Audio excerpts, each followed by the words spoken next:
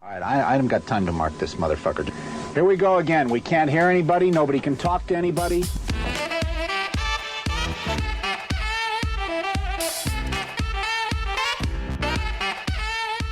Guessed it, Pressure Points, your two favorite hosts. I'm D, and this is Crunchy AJ. We're coming at you with Season 5, Episode 5, Smedley Butler and the Business Push Part 2. AJ's once again finishing off in studio, so tune in and get ready. Find us on Instagram and Twitter at PointsOfPressure. Well, turn the fucking thing off, you dumbass. I will neither confirm nor deny. I'll pull a George W. Bush. Oh, God. You know what? Just hypothetically, getting high and going to IHOP has been the best thing that's happened to me in the last 2 months. I initially wrote down country fried AJ, and then I was like, oh, wait a minute. AJ. He said crunchy gravy. I'm sorry. Crunchy gravy. Crunchy. Lots of R's. You got to put a... It sounds like the name of a 6-year-old in Utah. Crunchy. It really does. I like to put as many R's in every word as possible. God. When I'm in public. Oh, man. Well, we're back. We are back. We actually... So normally when we record a two-parter, we record them consecutively. Yeah. It's actually been a week, so really I forgot what we were talking about. I totally forgot this was my part 2. Good. Well, now you know. Luckily, I already did the notes. Yeah, good thing you wrote them last week. Mm-hmm. So, yeah, how was your week? So, I had an experience this week. Hold. Yep. Crack open the DC. Okay. Now you can go. So, I had a bit of an experience this week. I was driving home from work on Thursday, and I've had a hell of a week at work. And I get to a stoplight at, like, in Salt Lake. I get to a stoplight. It's a pretty busy road. And I'm the first one at the front of the line, I guess you could say, in traffic. So I'm right at the red light. Like, nobody else is in front of me. And I stop, and this SUV just flies up behind me, right? Okay, now it took me this long to remember. I could tell because you were piecing things together as I was talking. So this fucking SUV flies up behind me, and I'm at a red light. And I just got this car from my girlfriend, like, fucking 2 months ago, not even. So, this lady comes flying up, slams on her brakes, her fucking tires squeal, and I'm just looking in my rearview mirror, and I'm like, what the fuck? Like, what the fuck is wrong with you? And, like, just a couple seconds later, I can see in my right side mirror, like, police lights, and he's like slowly moving over. And I was like, I mean, as anybody would, obviously I just watched this lady go fucking ham on her brakes behind me. She would be the one he would be pulling over, but I see lights and I'm like, oh my, what the fuck did I do now? Right? Exactly. You always assume it's you. Everybody always assumes it's them. Mm-hmm. So I'm like, oh my God, really? So I keep watching my rearview mirror, and the cop gets behind this SUV. And he gets out. And I was like, what the fuck? And he's got his hand on his gun. She was white, so he didn't have his gun out. Yeah, he wasn't just shooting into the back of her seat. So he's got his hand on his gun, and he was like, turn off the engine. And I'm like, what? And he gets up to this lady's door, and she's this, like, 40-year-old kind of cracked out looking bitch with... I didn't really get a good look at the guy that was in her passenger seat. And he walks up and he's like, turn off the engine. And he grabs onto the door handle and he just pulls on it to open the door. And it's locked. And he's just like, boom, boom, boom, boom. Pulls on it like 3 times. And he's like, don't do it. And she's just laying on her horn at me. Oh, I missed that detail when you were telling this. Really? Yeah. And I just hear him. He's like, don't do it. Don't do it. Are we going to do this? Don't do it. You really want to do this? That's something and she's bouncing between looking at the cop, looking at the guy in the other seat, and she's just like frantic as fuck, right? And I'm sitting there and I was like, bro, what the fuck is going on? But the thing about me is that anytime something happens and I have just a moment to like revel in the moment, I always get an intrusive thought. And this one isn't really what you would expect. I just start thinking, I was like, so, I mean, at this point, the light has turned green, right? And I'm just stopped because I was like, I don't know what the fuck to do. But I get this thought, and it's like, what if you just drive away? And I was like, okay. So I just let off my brake, press on my gas, go through the light, and I'm like not even looking at the road. I'm just watching behind me. And this lady fucking stomps on her gas, skirts around the corner. She's out of there, and the cop runs back to his car. I was like, I just started a fucking police chase. You did. So within the next like 100 feet, I just like smile to myself and I go, "A cab, bitch." And I just keep driving home.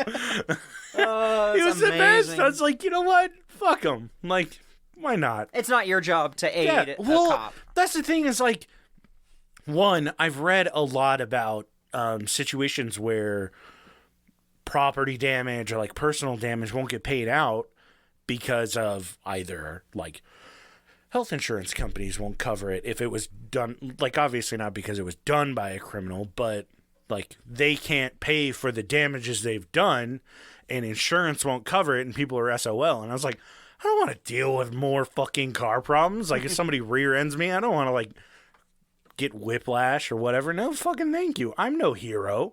Like, fuck. Yeah, I am not a hero. This is not my job.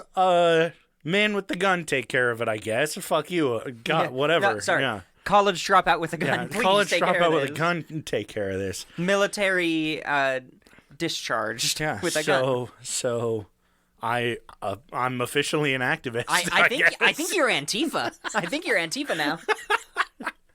But yeah, it was a most liberating feeling. I got home and I was like, fuck yeah. And I still need to check the arrest records to see what it was all about. My guess is that it was a hit and run, though. I'm thinking she probably hit somebody or did something earlier. And he was just following her? Yeah, he was following. Or, like, he saw probably it. had his lights on. I just couldn't see because I was so far up. But yeah, so Hell yeah. Here I am. Here you are. Better for it. yeah. An Antifa agitator flown into all these places, right? It's your boy, Antifa. Antifa. You know what? Send us a message on Instagram if you need two thick white boys to come to any protest and just cause some havoc. Yeah, and they'll come and I'll bring a stand with their crossbow. hands in their pockets. Well, yeah, probably. But yeah. So that was my week. How was your week?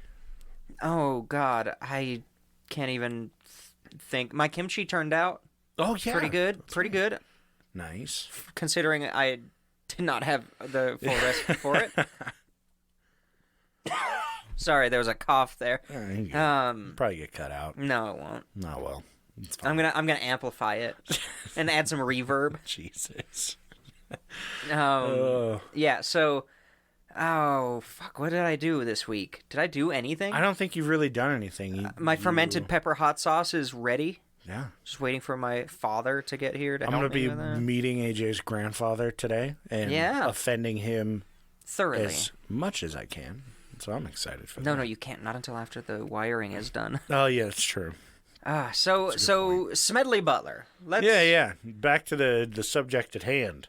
Let's recap. What do you remember vaguely about Smedley Butler? Okay, so Smedley Butler was born to a judge and lawyer. He was born with not just a silver spoon, but a golden spoon in his mouth. He dropped out of high school, joined the military, was promoted immediately because he's rich. Went through a bunch of different, like, he did a couple campaigns down in South America, Mexico, wreaking havoc. He ended up hitting like general. I'm surprised I remember all this.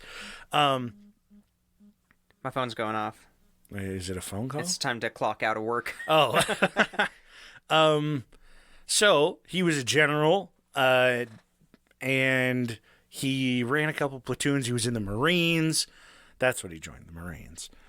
And then he ended up kind of rooting out corrupt police issues in Pennsylvania. Philadelphia. Pennsylvania. Same Born thing, and raised.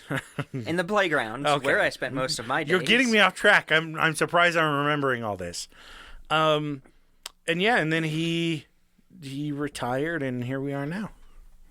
Actually, no, he got pushed out, didn't he? He kind of got pushed out, kind of retired. And yeah, this is where we are, right? Yeah, it's now the Great Depression. Daddy's dead. Remember he tried to run for Congress? Yes. But since his dad died, nope. Nobody supported him. Nobody wants anything to do with him. Yeah, he was a really interesting character because he would, go around to do like training or, basically nowadays people would do like military industrial contracting. During this time period, you go and train cops or lecture at universities or, try to run for Congress and fail multiple times. Yeah, well, what's next? The Senate? So a lot of high-ranking civilians didn't like him, but a lot of like middle-class Americans and people in the military were like, "Okay, this dude's all right." And he had gotten like a bunch of Purple Hearts, right? Medal of Honor. He got Medal of Honor. That's he what got it was. like That's two of right. them. Yeah, he had almost got a bunch of third awards. if he was eligible for it at the time. He would have gotten a If he had third. been cool enough. Yeah. Oh yeah, he probably slept with somebody in his bungalow in the Philippines, remember? He was temporarily relieved of command after an unnamed incident in... Oh, yeah. Okay, that's right. There you go. You wouldn't shut up about it last week. Yeah, because I thought that he was fucking either sleeping with his comrade or his roommate or he was boinking off. They were all boinking off. Yeah, well, I mean, I don't blame him. I would have, too. I still do. Yeah. You're not even in the Marines. Let's be honest and human here, everybody. I touch myself sometimes. Stop. Please stop. You know I just go off on a fucking 30-minute tangent. Have you seen the photos from the BTK case? I don't know, but bring your grandpa down here. I need to talk to him about my masturbatory habits. Oh, God. I'm so glad he's not here yet. No, I don't know of what the... You need to Google that on your own time. The BTK, the serial killer. Yeah, I know who BTK is. They found like his... Did you watch Mindhunter? Yeah. You know, the guy with the mask choking himself on the doorknob? Yeah, that's BTK. Yeah, I know. You should look up the real mask that he wore. Oh, okay. It is 10 times more frightening than that mask. R.I.P. Mindhunter on Netflix, by same. the way. Rest in rip. I can... All right. Moment of silence. Yeah. Moment of silence. All right, that's it. Yeah, that'll get edited out. So now it's the Great Depression. People are not good. Did I go into the bonus army? It sounds familiar. Give a little... I think I did. Dip over it a little bit. Let's see. I'll tell you if I remember it. So, yeah. Butler became involved with a bunch of veteran groups, especially during the Great Depression. They were trying to get a bonus that World War I vets were trying to get a bonus that was promised to them from the... Oh, yeah. And then they went to Washington, right? Mm-hmm. Okay. Yeah, and they like had all these little shanties. By the fifth best president of the United States. Yes, exactly. Yeah. Of course I remember. How could I forget what Herbert Hoover would do? Right? I forgot that was his first name. Such a dumb... Okay. How could you forget? Unless your name is Herbert, that's such a dumb name. And even if it is, reach out. I want to speak with someone named Herbert. Yes, please. Because you probably have a terrible life. Yeah, please share your childhood experiences. Surprisingly worse than ours somehow. So... where was I? Okay, so Butler was supportive of FDR, which wasn't really what he was about up until this point, because FDR was a very interesting president, and we could do a million episodes on this dude. So 1933. Oh yeah, I kind of went into this, but this is a very good place to start off. Butler basically said, capitalism is shit. Oh, I don't like that you just fucking sig-heiled. No, I did not sig-heil. I like to gesticulate. God damn. Capitalism is great. Oh, God. He put his hands up, but I couldn't see his left hand. So I just see AJ. Capitalism is great. It's like, what the fuck? He said that he spent 33 years being a high-class muscle man for Wall Street bankers and big businesses. He was done. Good. So FDR comes in. How old is this guy, Smegma Butler. Smedley Butler, was born in 1881. It's now in the 30s, so he's in his 50s. Okay, he's coming around. He's hitting old age. He's hitting old age, but he's still very active. And the title of this next section is "The Corporate Elite Fucking Hated FDR." So during FDR's inauguration, oh my gosh, there's something in my throat. That's staying in. Great. During his inauguration, he had Washington completely locked down by soldiers and snipers. Okay. Because there were so many threats to just kill him, to just assassinate him. Which is crazy. It's because, insane, yeah. It's exactly like today. If Bernie Sanders was elected president, the same thing would happen because people are so scared of socialism. It's fucking stupid. We're not going to get into it, but it's because rich people convince poor people that the enemy is poor people, not rich people. Yeah, the enemy is the people poorer than the poor somehow. Yeah, exactly. So, if you didn't know, this is a fairly pro-socialism podcast. If you didn't know. Quite clearly. If you didn't notice, based on my first story about how much I hate police officers, we aren't very right-leaning in this show. So, despite AJ doing Sig Heils in the studio. Despite that. So he had Washington, D.C. completely locked down. Like, the most has been locked down since the Civil War at that point. The rich assholes figured if we drop the gold standard, it's going to make our money worth less. Which, I mean, they're not wrong about inflation. Boo-hoo. But, like, you have plenty. Yeah. Shove it out your ass. Going away from the gold standard would allow stimulus projects while increasing inflation, but creating a kickstart for the economy. Whatever. I'm not an economist. You heard it here first. I literally have right here, rich people hate socialism and always convince the lower class assholes that socialism is bad, although it would greatly assist them. It really would. Yeah, like, goddamn. So, beyond that, they also called him a class traitor because he came from money. FDR had some dosh. God forbid. And, wouldn't it be nice to have one of those nowadays? A fucking class traitor. Oh, that would be amazing. So during this time period, we've talked about this before, and I love it because it's not talked about a lot. But, like, the German-American Bund, the American Nazi parties are growing. Mm-hmm. Nat Arno, roughly in this time period, is beating the shit out of Nazis. We will touch on some of the stuff that Nat Arno was doing later. A little bit. Not really, but some of the people, the spheres collide. Yeah. So there was a huge push. Yeah, just barely. They barely touch. So fascism is like popular. They're like, yeah, fuck communists. Okay. We're okay with authoritarianism. If you don't know Nat Arno, go back to season 2, Fighting Jew of Newark. It's a really good episode. It's one of my favorite ones. It's the only one I read an entire book for. Good job. Yeah, because there's not a lot of good information about him. So, among the Nazism, the fascism that's rising, which is really familiar, you're going to see a lot of parallels from here on out. It also became very anti-Roosevelt. It's very, this guy is the devil incarnate, and the worst thing to ever happen because he's giving people jobs. And so, here we go. So in America, we're going to touch more into the American rising fascist parties because I didn't go into it very much with Nat Arno. So there were a lot of groups who were inspired by the brown shirts, the German, like, paramilitary stuff. The Nazis. I should just say Nazis, not German. The Nazi brown shirts. So a group was created called the Khaki Shirts. They were pro-Mussolini. Okay. And all of these groups were active in the United States. The Silver Shirts were a Christian militia based on the Texas Rangers, the super racist Texas Rangers. They stockpiled weapons in 46 states. What? For a violent overthrow. Oh my god, dude. What the fuck? We got the Gray Shirts, who wanted to remove the communist teachers from schools across the nation. That sounds real fucking familiar. Surprise, if you're just tuning in, we are not talking about 2022. Not at all. This is like 33, 32. Yeah, really, though. So, there was also, of course, the White Shirts.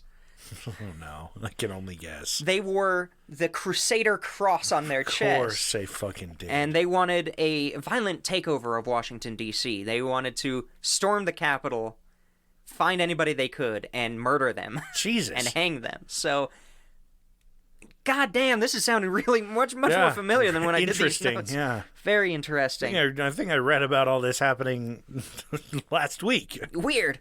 So J.P. Morgan Jr.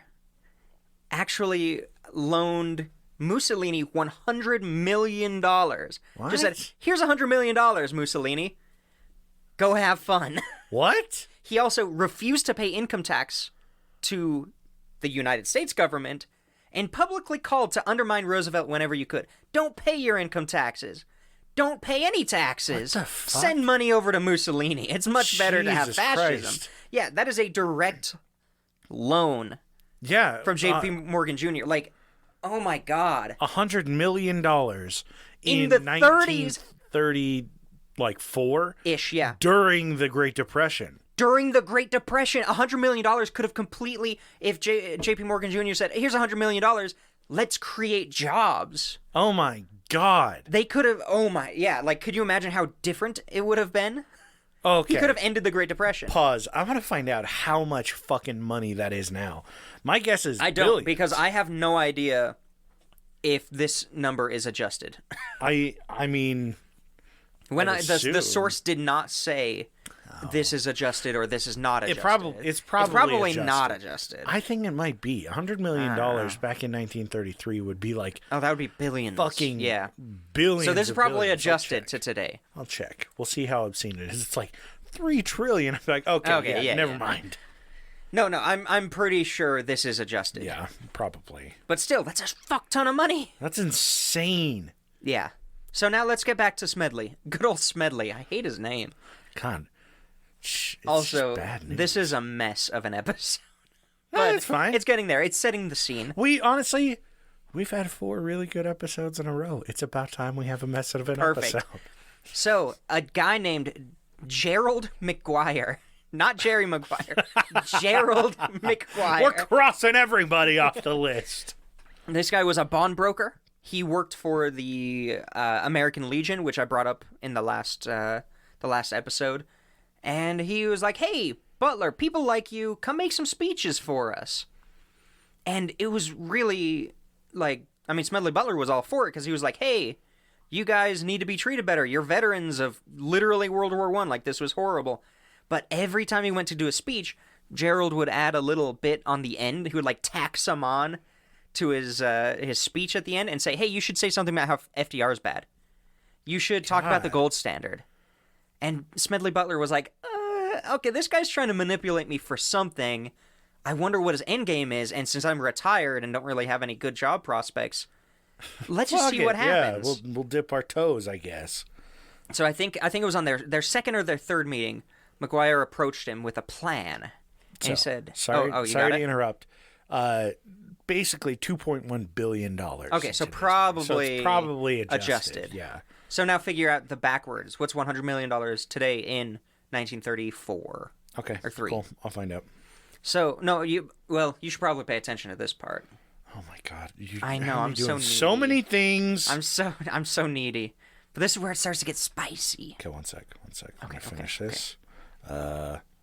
I just dropped my phone. Oh, God. We're falling apart. Cancel the show. Yeah, this is our final episode. 2, 3, 1, 2, 3. Calculate. 4,806,000. That's a shitload of money in 1934. Yeah, I was gonna say. During the Great So Depression. he probably gave them. He probably gave Mussolini $5 million, and that was just a quick, easy conversion to $100 million. Yeah, probably. But even then, $5 million During the Great Depression. Yeah, like pre-World War II at that. Yeah. like that's some fucking fat war money for the Italians. Technically, I think it was before the gold standard went away. Oof. That is on the gold standard, I'm pretty sure. Jinkies. So. Okay, yeah. Okay, second or third meeting, McGuire shows up and says, hey, I got a plan. I've got 500,000 veterans as part of the American Legion who totally would support you if you marched on Washington as their leader. Okay. And we got a little slush fund. We got a little cash for you to spend on this, paid for by the American Liberty League, Oh, no. whose members included DuPont, J.P. Morgan Jr., Fucking God. Robert Clark, Grayson Murphy, and the chief executives from General Motors, General Foods, and Birdseye. Holy shit. Yeah. They had this kind of, like the American, paid for by the American League, blah, blah, blah. You see those on political campaigns all the time. And if you've seen John Oliver, he talks about how they're all scams, essentially, to sway public opinion completely by lying. American company, quote-unquote American companies that are sponsoring the event. Yeah. Well, it's to hide the corporate. So, you don't say DuPont paid for this. You say the American Liberty League paid for this. So some of the richest, wealthiest people in America were part of this, and they were willing to financially back up this group. Of course they were. As long as Butler marched on Washington with 500,000 veterans. Oh, my God. So here's the plan. They had a budget of $30 million in the time period. Lots of money. They also had a deal with Remington Arms, who would supply each one of them with a rifle and ammunition. Ugh. Another rich bitch fucking asshole. So the idea was you march on Washington and you depose FDR under the guise that his health is failing. Okay. So you keep him alive as a figurehead, but because of his failing health, they're going to create this brand new position in the government under emergency powers called the Secretary of General Affairs. And Smedley Butler would be the Secretary of General Affairs. Okay. And that's essentially another word for Chancellor of the Reich. Yeah. All of the power. It becomes a dictatorship under these emergency powers. Yeah. Basically, he becomes the man behind the curtain that isn't FDR. FDR shows face, but this dude tells him what's going to be released, what we're going to do. FDR he has all the power, and FDR says, Jesus. Yeah. So this was the plan. And you know what? During the Great Depression, with an army of 500,000 people and all the weapons you could want and $30 million, that easily could have been very successful very quickly. It could have been an Axis power. Imagine if January 6th, imagine if January 6th last year, whenever that was. Imagine if they had $100 million and 500,000 people. Jesus. And guns. Well, more guns. If only they had more than one brain cell. Yeah, exactly. Thank God. So, Smedley Butler is like, I'm connecting the dots here. Turns out the American Legion was created by the people in this American Liberty League to be a resource of veterans. It was created to be controlled by the wealthy elite, so that they basically have members of the general public, but those who are better than the rest of them. They're kind of elevated because they're veterans. Yeah. They have a little bit more respect. They're treated a little better. People will listen to them more likely, especially during this time period. So they basically also have fucking war and combat experience. They also have PTSD and want to go. A lot of them want to go back to, can't live on their own, and want to go back to this. I need to be taking orders kind of thing, because all of the mental health problems weren't even considered. Jesus. Yeah. Okay. Smart. I gotta say, my God, if I was a rich bitch in the born in the late 1800s, that's smart. It really is clever. It's uncanny. It's so terrible, but it's really fucking clever. Yeah. Let me check the time. Okay, we're doing perfect. So hey, now, Grandpa. Hey. So Smedley Butler says, "Let me think about it." And he does the one redeeming action. He tells FDR about it. He goes to J. Edgar Hoover. Fucking yes. I hate J. Edgar. I hate J. Edgar Hoover. You went to the right person. He went to the right person. Yeah. He understood where to go. J. Edgar's response was, "Are they black?" Or gay? Yeah. Gay blacks? It's like, no. Okay, so he goes to J. Edgar Hoover. J. Edgar Hoover takes him seriously. He says, this is a major general, a Marine who's been in multiple wars. And J. Edgar Hoover goes directly to Roosevelt. Well, J. Edgar Hoover probably looked at it and was like, well, if I don't do something about this, This guy whooped my ass. there's a good chance that this guy's going to go to somebody else and it'll become a problem. God, Oh, that too. I hate J. Edgar Hoover. God, he's such a piece of shit, dude. But, yeah. It's so sad that he and the best president of the United States share the same last name. Yeah, yeah, it's so sad. and the best vacuum brand. Yeah. So they sent this. Roosevelt immediately said, let's send this to a special committee. We have a special committee already set up, and I love it because all of these old names were horrible. It's the Special Committee on Un-American Activities, comma, investigation of Nazi propaganda activities, comma, investigation of certain other propaganda activities, comma, otherwise known as the McCormack-Dickstein Committee. Jesus, this sounds like one of our old episode titles. It really does. Fucking a paragraph long. So this group itself could be an episode, this committee, and what it was doing at this time period, because it seemed like the government definitely knew that the Nazis were a problem, that the Axis powers basically were going to be an issue. Yeah. Because they were investigating. They knew that the Nazis were sending a shitload of propaganda into the U.S. They knew the rising I'm American sure. Yeah, they were able to see it firsthand. Nazi parties were there. Well, because... I mean, they filled up Madison Square Garden. Yeah, I was going to say they weren't very quiet about their movement. Yeah, but they were specifically, how is this information getting into the U.S.? Okay. What can we do? Facebook. 1930s Facebook. Pretty much. I was getting in. So immediately they started investigating it, and they actually investigated these claims.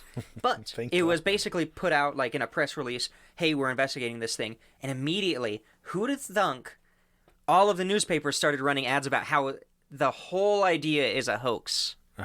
Jesus. Because guess who owned the newspapers? Oh, I fucking wonder. J.P. fucking J.P. Morgan. All of these people. So it was like front page New York Times. The business push is a hoax or whatever. They didn't even call it that at the time. But it was just, everything's a hoax. This is fraud, and Smedley Butler should not be listened to. Wow. Day one. Like they knew it was coming. Jesus. So the committee interviewed Butler. And got his whole story. And you can find them on... Wikimedia has a section on declassified government documents. You can find them on there. And they also brought in McGuire, the guy who like recruited him, and interviewed him. The Tom Cruise movie. Yeah. Yes. Yeah. Exactly. And then they said, "That's all we're going to interview." What? You know, all these rich, like big names that you put in here. Yeah, of course. We don't have enough evidence to pull any of them in. No, they have enough evidence, but they don't have the fucking means to pull them in because they're funding these projects. But like they still said, we're still going to investigate. We're just not going to pull them in for interview yet. Let's see what happens. They very soon after released their final report where they stated there's no question that these attempts were discussed, were planned, and might have been placed in execution when and if the financial backers deemed it expedient. McCormack himself of the committee said later on that it would have probably succeeded if Butler didn't warn us. Yeah. They would have probably done this. Well, yeah, like, I mean... They had everything in place. Yeah, and they were going under the guise of being the American Legion with a bunch of vets, like... Yeah, they basically said this would have worked. God. Guess how many people were prosecuted? 6. None. Oh, of course not. Yeah, of course. Jesus. So nobody was prosecuted for this. In fact, the final report mysteriously had 6 pages deleted. Oh, of course. And all of them mentioned the specific names of the people in the American Liberty League. Those pages were actually discovered later on. Oh. Like in the 70s or 80s or something, but there's still certain sections missing. They're just blacked out with a magic marker, so we wouldn't have been able to fucking see it anyway. No, I found them. It was like... Oh, it was you did? really weird. Yeah, I was able to see the deleted pages because it seems like somebody just like took them and was like, I'll burn these later. Forgot about it. And then somebody went through an attic and was like, why does this say the Special Grandpa? Committee on Un-American Activities, investigation Nazi propaganda activities, and investigation to certain other propaganda activities, McCormick Dickstein Grandpa, what Committee. the fuck is this? Yeah, and then like Why is this in your attic? somebody who was collating these on the Wikimedia found some of the 7 pages on Goodreads. Like, so they must have been scanned in somewhere, and then a crawler found them, and they were able to. I don't fucking know how, but I mean, I'll take it. yeah, Smedley Butler was pissed.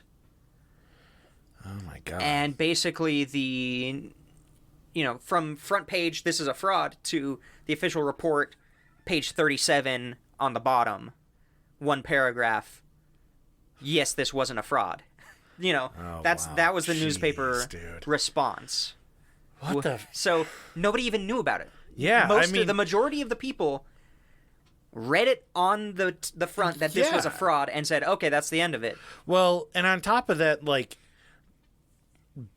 to put something just that far back in the newspaper with just like the most tiny anecdotal, like 1 sentence thing, it's just like totally discounting it. And then JP Morgan and DuPont and everybody's able to say, well, we did say that it wasn't a fraud. Yeah, Oh my exactly. God, dude. And now we're going to get... Basically, Smedley Butler did nothing else of note for the rest of his life. He was old. He basically said, fuck this. I'm going to retire. Gone from history. I mean, I'm sure he was involved in some stage of World War II, but he didn't really do a lot. Which was fine. He did a lot of shit. Jesus, he was probably PTSD'd as dude fuck. had his hands in everything. Yeah. So there is a theory that those pages were removed and deleted from the official report because FDR struck a deal with DuPont and JP Morgan and all those people. Surprise me. Because they were the biggest people saying, no, fuck your New Deal. You know, the New Deal with FDR. Yeah. Fuck that, and we're never going to let that pass. And if you pass that, then we're going to rise up and, all this stuff. They were basically saying, don't do that. But soon after this report was released with the 7 pages, the New Deal passed. Oh, yeah, totally. And they stayed pretty quiet on it. So I'm pretty sure, if FDR went to them and said, I can have you executed after being tried for treason. Or we pass the New Deal and I go down as one of the best presidents. I mean, it could be that, or he says, listen, I'll give you like this little bit of leeway within a bill that's going to benefit you, which I feel like is always the case. Like, I will never give someone in power the benefit of the doubt. No, never. But yeah, just say, hey, fuck off. I'll do this and this. You can put down JP Morgan Bank down for a fucking $1 billion PP loan, whatever. Mm-hmm. Just let us pass it. That kind of shit. It's like, okay, I could totally see fucking that. Figures. So later on, VFW Commander James Van Zander spoke out. He spoke to the press that he was also approached by, he called them agents of Wall Street, about leading a fascist dictatorship under the guise of a veterans organization. Jesus Christ. Literally, so another person comes out and says, after this does not really... it. I say verifies it because of the lack of media coverage. Yeah. If they did full page, coverage, oh, hey, this happened, then I would say, oh, maybe this guy's just doing it for attention. But the fact that it was so unknown... tiny, that nobody really had gone over it. Yeah, so I to me, this is like... They were actively still, even though Smedley Butler said no and brought this attention to it, they were still trying to get the ball rolling, trying to find somebody, some vet, some high-up military ranking person who would be a good figurehead. Because obviously, the figurehead is FDR to the dictator, Smedley Butler, who is a figurehead to the ruling elite. Like, they don't care who it is as long as the public will somewhat support it. As long as they're running it. Yeah. Yeah, exactly. So... imagine if whatever deal FDR struck with them didn't work and just... Yeah, we would have been in Axis power. Like... 100%. The UK would have been demolished. Oh, yeah. Because they couldn't take it from both sides. Like, they'd be fucked. What have you... France was already fucked. Have you read or seen any stuff for, what is it, The Man in the High Castle? Vaguely. The Man in White Castle. The Man in White Castle. Harold and Kumar. Is that me? Oh. No. Is it The Man in the High Castle? Yeah, it's on my list of stuff to watch. It's a Philip K. Dick book, isn't it? Yeah, it's based on the book. I haven't read or watched the show. It's about the Nazis winning, essentially. Yeah, alternate universe of the Nazis winning and taking control of everything. Mm-hmm. It's on my list. Yeah, they would have had an alternate universe of the U.S. not becoming an Axis power and them winning. It's just crazy. It's crazy that shit like that shaped the fucking the world where it is right now. It's fucking wild. Like if Smedley Butler didn't draw awareness to this to the government, like if you didn't say, "Hey, government, this is happening," they wouldn't have known. Okay, fine. I fucking take it back. You got it out of me. I got He's an okay guy. He's redeemable. Slightly redeemable. He came around at the end. He did, yeah. Because, so the New Deal wouldn't have passed. Yeah. And eventually they would have found somebody.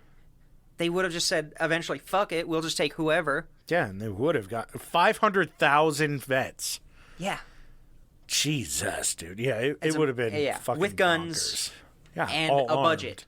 And a logistics $30 million budget. Yeah, I think holy shit. That 500K group would have become the Gestapo, essentially. Yeah. They would have become the secret police. Jesus, that's fucking crazy. But I'm not done. Oh, okay. That's the end of the business push. But I looked a little bit more into this committee because it was really interesting. Let me check the time. The American Legion? No, the Dick Stein, McCormick Dick Stein committee. Oh, okay. Mostly because Dick Stein is a funny name. Yeah, Dick Stein. So Dick Stein hated Nazis. He was out about it. Not a lot of people during that time period were outwardly saying, choosing a side and saying, Nazis are bad. For some reason. Yeah, well, I mean, at what point were they really even getting the information as to how bad they truly were? And I mean, yeah, you can see any of their fucking propaganda. You can see what they're preaching. It's bad. But at the time, everyone was really fucking right-wing Christian communities. There are people fucking walking Washington with red crosses on their chest, walking around like they're fucking crusaders. So I'm sure a lot of people weren't very outspoken against it. Yeah, they were probably because saying, they just didn't have I any don't like idea. black people and yeah, Jews. I was gonna say the state. I can get behind this guy. The state of the country back Jesus. then was vastly different than how it is now. I mean, well, not vastly, but but it was different. They also didn't have that information at their fingertips all the time. Yeah, yeah. That's the only thing that changes it. Yeah. So it does not surprise me that people weren't just outright shitting on a group that they really didn't know. Yeah, now we're aware of what the Nazis did, but this was fucking. This is our involvement. 10 years before we even got involved in World War II. Pretty much, yeah. Little less, but yeah. Yeah, I mean, 8 years, right around there? Yeah. Think so. Crazy, though. 5 to 8 years, depending on. It doesn't excuse their behavior by any means, but it's so fucking wild to see that people were just like, oh yeah, the fucking brown coats. What the fuck? The brown coats? I don't know. Brown shirts. Brown shirts. So the brown coats are coming. Dick Stein was one of the few government people who actually drove awareness of the German-American Bund that Nat Arno was beating the shit out of. He was one of the few people who were like, hey, these guys are bad. They're talking about overthrowing the government. They're talking about setting even worse segregation than was already there. What we've already got. Yeah. They're bring back slavery that we just got rid of 50 years ago. So fucking 1930 father's dream. This guy also pushed heavily for increased immigration from people who were fleeing Hitler. He was constantly saying, hey, these people are fleeing Hitler. These people are Jewish. They're being targeted. We need to open our borders. Wait a to minute. People fleeing this war. You mean to tell me he was supporting bringing in refugees? Mm-hmm. Oh my God. Yeah, now he's completely discredited. Yeah, fuck anybody that is like, no, don't let those refugees in. Fuck you, okay?